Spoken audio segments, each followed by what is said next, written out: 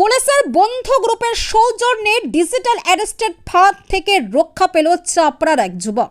চাপড়া থানার আইসি অনিন্দ মুখার্জি বন্ধু গ্রুপে ভিডিও বার্তার মাধ্যমে ডিজিটাল অ্যারেস্ট নিয়ে সতর্ক করেন। সেই ভিডিও চাপড়া এলাকায় ভালো শেয়ার হয়। এরপরেই বৃত্তিহুদার আকিবুলের কাছে একটি ফোন আসে। তাকে বলা হয় দিল্লি সাইবার ক্রাইম ব্রাঞ্চ থেকে ফোন করা হচ্ছে। তাকে হোয়াটসঅ্যাপে একটি ভুয়ো অভিযোগপত্র পাঠিয়ে বলা হয় এটি চাপড়া থানার আইসিকে পাঠান। সেই সঙ্গে ফোন করে বিষয়টি জানান। এরপর আইসি তাকে মোবাইল সহ থানায় ডেকে পাঠান, কিন্তু তিনি প্রতারকের হুমকির কারণে ঘর থেকে বেরোতে দ্বিধাবোধ করছিলেন। আকিবুলকে বলা হয় সে নাকি কোনো মেয়েকে নগ্ন ছবি ও ভিডিও পাঠানোর জন্য জোর করেছেন। আকিবুলের বিরুদ্ধে তাই ৩৫৪ ধারায় শ্লীলতাহানির মামলা দায়ের করা হয়েছে। ফোনে তাকে বলা হয় এই অপরাধের জন্য তাকে 2 বছরের জেল খাটতে হবে ও ৬,৫৫০ টাকা জরিমানা দিতে হবে। প্রতারকরা তাকে একজন ডিএসপি পদমর্যাদার ছবিও পাঠায়। প্রতারকরা আকিবুলকে বলে তার বাড়ির আশেপাশে দিল্লি পুলিশ সাদা পোশাকে ঘুরে বেড়াচ্ছেন, বেরিয়ে পালাবার চেষ্টা করলেই তাকে ধরা হবে। সেই কেস থেকে বাঁচতে আধ ঘন্টার মধ্যে জরিমানার টাকা অনলাইনে পাঠাতে হবে বলে জানানো হয় ওই প্রতারিত যুবককে।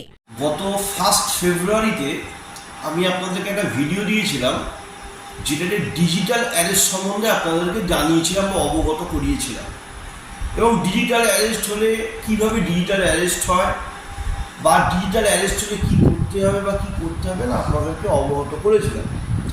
ঠিক এই ঘটনা হতে হতে গতকাল আমাদের চাপড়া থানারই অন্তর্ভুক্ত বৃত্তিহুদা গ্রামে বকুড়াপোতা গ্রামে একটি ছেলে, তার নাম হচ্ছে আকিবুল ইসলাম।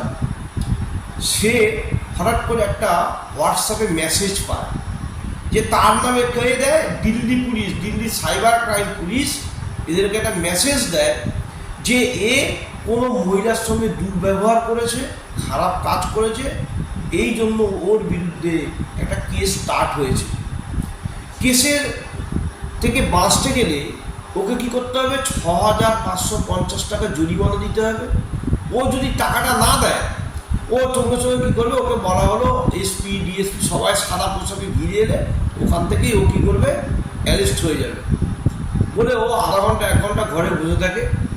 তারপরে হঠাৎ করে ছেলেটার মনে পড়ে যে আমরা বন্ধু গ্রুপের মাধ্যম দিয়ে আমরা এই ডিজিটাল অ্যারেস্টের কথা বলেছি।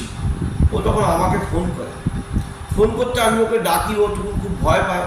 ওকে বললাম যে করে হোক আমাকে ফোন করে তুমি চলে আসো, কেউ আটকাবে না, যদি কেউ আটকায় আমাকে তুমি ফোন দেবে।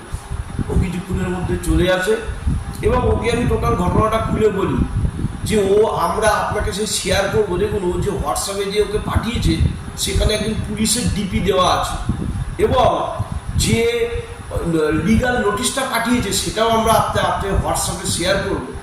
তাতে আমরা দেখতে পেলাম যে ওকে যে ফেক লিগাল নোটিশটা দিয়েছে, সেই লিগাল নোটিশটা সাধারণ মানুষ বুঝতেই পারবে না যে এটা কত বড় ফেক। আমরা বুঝে যাই যে এটা পুরোপুরি ফেক। মানে যে সেকশনে ওকে দিয়েছে কেস, সেই সেকশনে এখন আর কোনো কেস হয় না, সেই সেকশনটা বন্ধ হয়ে গিয়েছে। ওকে বোঝানোর পরে ওকে যখন ফার্দার ফোন করে সেই হ্যাকাররা, ও তখন আমার কথার উপর বেস করে বল নিয়ে ওকে বলে যে আপনার যদি মনে হয় যে অ্যারেস্ট করা, আপনি অ্যারেস্ট করুন, আমি বসে আছি। তার পরবর্তীকাল থেকে যখন আকিবুলকে ফোন করছে ও আর ফোন ধরছে না। তারপর থেকে ওর আজকে আর কোনো ফোনও নেই। তাহলে এইভাবে কি করা হলো, আকিবুল বেঁচে যায়। এই জন্য আপনাদেরকে আমি বলি যে এই যে ডিজিটাল অ্যারেস্ট যে বাঁচলো, এটা আমি মনে করলাম যে এটা আমাদের ভিডিওটা দেওয়া এই বন্ধু গ্রুপে, এটা আমাদের একটা সার্থকতা। কিন্তু আপনাদের তাই আবার নতুন করে আমরা অনুরোধ জানাই, এরকম যখনই কিছু হবে সঙ্গে সঙ্গে উইদাউট এনি হেজিটেশন আপনারা আমাদেরকে জানান, আমরা আপনাদেরকে সাহায্য করতে বাধ্য থাকবো।